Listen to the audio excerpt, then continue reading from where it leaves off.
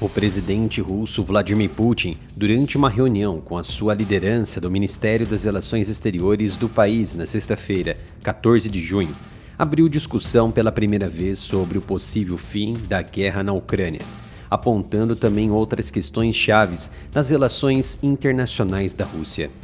Putin afirmou que a Rússia está disposta a negociar a guerra na Ucrânia, sob condições específicas. Essas condições incluem a retirada das tropas ucranianas das regiões ucranianas total ou parcialmente ocupadas pela Rússia.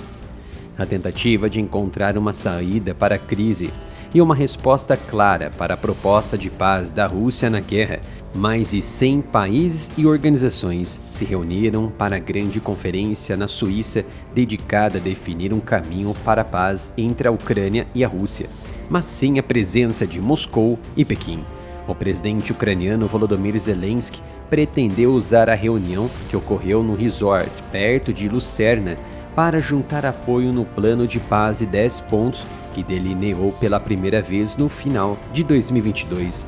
Discursando na conferência na Suíça no sábado, Zelensky disse que a proposta para acabar com a guerra seria submetida à Rússia assim que fosse acordada pelas outras nações presentes e que haveria então uma segunda cimeira de paz, uma segunda reunião, onde, abre aspas, podemos fixar o verdadeiro fim da guerra, fecha aspas para Zelensky.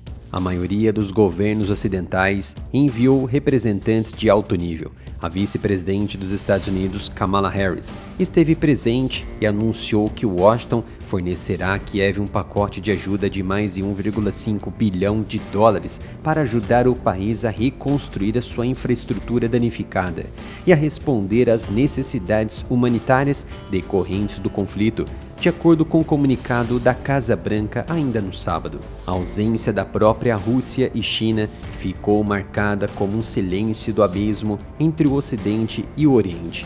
Como resolver a guerra e encontrar a paz sem ao menos a presença da maior aliada da Rússia? É impossível. A China se manteve afastada depois da Rússia ter sido excluída do processo, depois de Moscou ter considerado o evento fútil.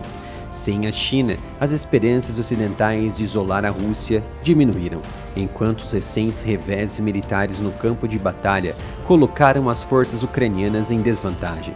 A Turquia, a Arábia Saudita e o Quênia consideraram a ausência da Rússia um obstáculo. Para o ministro dos Negócios Estrangeiros da Turquia, Hakan Fidan, presente na reunião, disse que, abre aspas, devo também observar que esta reunião poderia ter sido mais orientada para os resultados se a outra parte no conflito, a Rússia, estivesse presente na sala. Fecha aspas.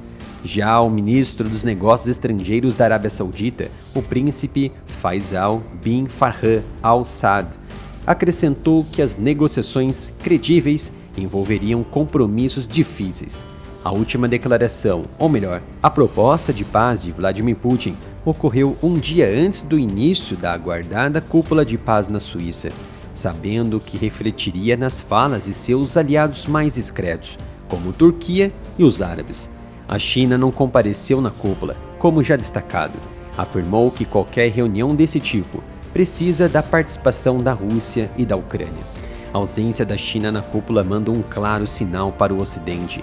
Pequim pode estar se alinhando ainda mais com a Rússia, mas a sua relação com o Kremlin, desde o início da guerra, tem sido um pouco difícil. Não denunciar a Rússia pela invasão da Ucrânia contradiz o princípio diplomático que define a China de defender a soberania nacional e a integridade territorial. Desde o início da guerra, a China se tornou um importante consumidor de petróleo e gás russo, à medida que os países ocidentais aplicam sanções contra Moscou pela invasão na Ucrânia. O comércio entre a Rússia e a China atingiu impressionante 240 bilhões de dólares em 2023. Com isso, a China é agora o parceiro comercial mais importante da Rússia, fornecendo bens que vão desde automóveis a vestuário. Na loja oficial aqui do Área Militar, possuímos mais de 70 itens em camisetas, canecas e pôsteres por um preço acessível e de alta qualidade. Acesse umapenca.com/área militar. Cada produto que você comprar vai ajudar na continuidade do meu trabalho aqui na plataforma em trazer mais análises para vocês. Embora a China negue estarem vendendo armas à Rússia, os Estados Unidos acusam os chineses em fornecer componentes que são essenciais para a maquinaria de guerra da Rússia, principalmente para a tecnologia de mísseis de alta precisão. Manter essa relação forte é útil para navegar na sua rivalidade com os Estados Unidos, mas é um risco. O aprofundamento da cooperação bilateral nos últimos anos permitiu que os dois países demonstrassem o estatuto de grandes potências no cenário mundial para contrabalancear o domínio dos Estados Unidos. Em Pequim, no mês passado, Xi Jinping e Putin assinaram documentos aprofundando os laços estratégicos dos seus estados. Com a ausência chinesa na cúpula da paz e as suas constantes abstenções no Conselho de Segurança da ONU, sinaliza a posição de Pequim em apoiar a Rússia na sua campanha de guerra na Ucrânia. É uma estratégia arriscada que caminha no usufruto da economia e da política no cenário internacional, que favorece também nações não ocidentais, que buscam espaço nesta nova ordem econômica multipolarizada que os americanos trabalharam para não existir.